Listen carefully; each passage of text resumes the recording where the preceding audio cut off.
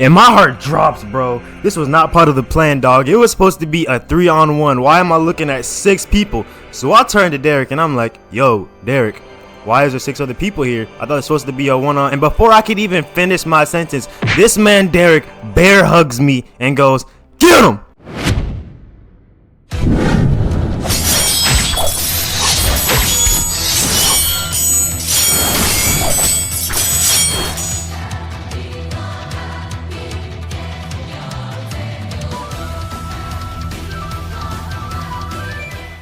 I ain't gonna lie, bro. Did we actually learn anything in school? Because I don't know about y'all, but for me, all we did in school was play sports, fight, eat lunch, fight, pretend like we were paying attention in class, and then we fight, bro. Like, what else is there to do, bro? You expect for me to care about algebra when I just got done watching a UFC match? Dog, you are tweaking. Because you see, back in high school, we would divide ourselves into 2 groups based off of your skin color. You had the dark skins, and then you had the light skins. Now let me say this. The beef may not have been real because we was all cool for real. But at the same time, them hands was most definitely serious. Because nobody wanted to be the guy that got whooped, whether you messing around or not. So when it was your time to box, you better put your hands up because we was not playing, bro. We was hitting people way harder than we should have been. We was really out here throwing haymakers and slamming people with all of our might. Oh! But the thing that was really interesting about it was the fact that both of our groups were about relative in size. So if you wanted to optimize your chances of beating the other side, you had to get smart. You had to outthink somebody.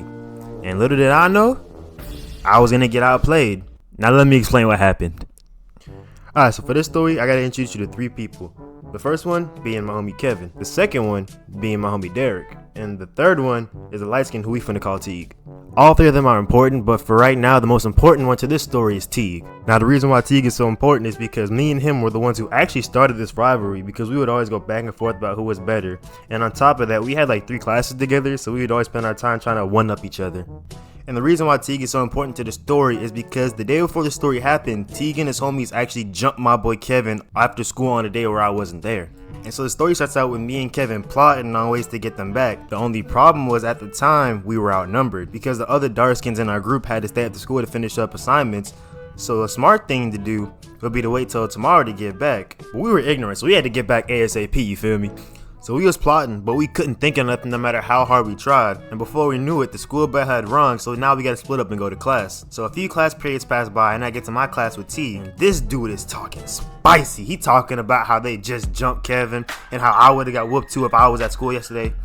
And I ain't gonna lie, I couldn't say nothing because my dude's the one that got dropped. You know how crazy it sounds to talk smack after your boy loses a fight? So all this just added fuel to the ignorance, bruh. I was getting tired of it, bro. We had to get back today. So we continue to go through the class. I'm in the class with Teague. He's still talking the whole way through. We're hooping, he's talking. We're in the locker room, he's talking. We go to our next class, which we also had together, which was math. And in math class, this dude was still talking breath to me, dog. He would just not let go of the fact that he just jumped Kevin and that I would have been next, bro. And he just kept on making black jokes. Where's Mark? So I'm just thinking of different ways that we can possibly find this dude. But like I said, I couldn't think of nothing because there was no opportunities. We were going to be outnumbered no matter what we did. So then the class ends, we go to lunch, and I sit down with my guys and we just chilling. We still trying to think of ways that we gonna get back at them. But at the same time, you know, we just on a chill vibe. We wasn't really thinking about nothing. We wasn't really trying to mess with nobody. That was until my boy Derek pulled up. One thing that you should know about Derek is that Derek wasn't actually black. He was Cuban, but he was allied with us dark skinned, so we just treat him like he was black.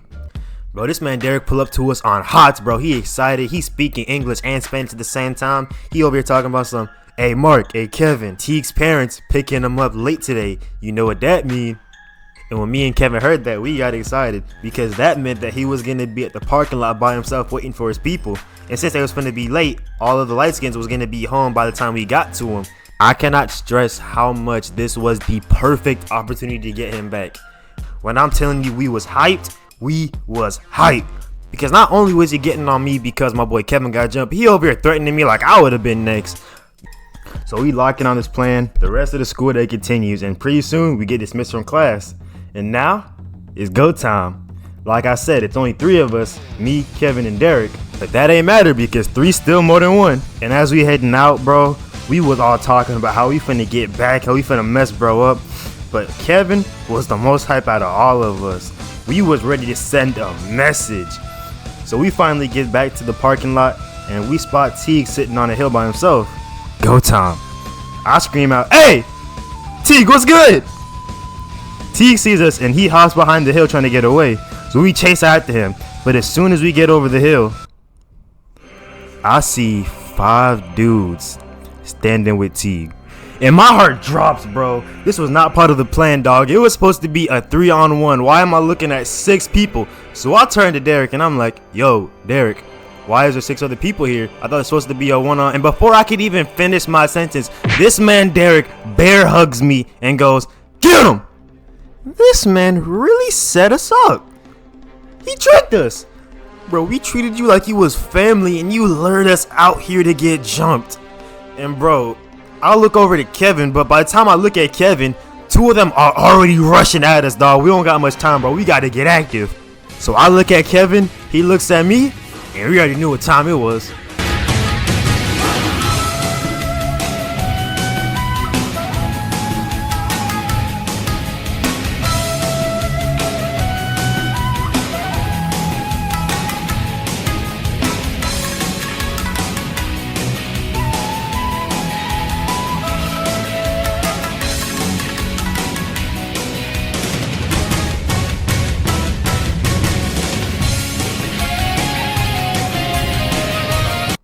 Yeah, nah, I'm just playing. None of that happened. We got the brakes beat off of us, dog. If you thought we was gonna clutch a 1v7, you are crazy. We are not Yuji and Toto. So after receiving multiple punches to the face, and probably a kick too, I don't know, I was on the ground. I couldn't see most of the time. I had to get up, dust my clothes off, accept the GGs, and take the walk home with shame. But even though me and Kevin took an L on this one, you best believe that we wasn't done. Cause we may have taken the L on this one, but this just gave us a whole new idea on how to get back on not only Derek, not only Teague, but all 6 of them boys that jumped us.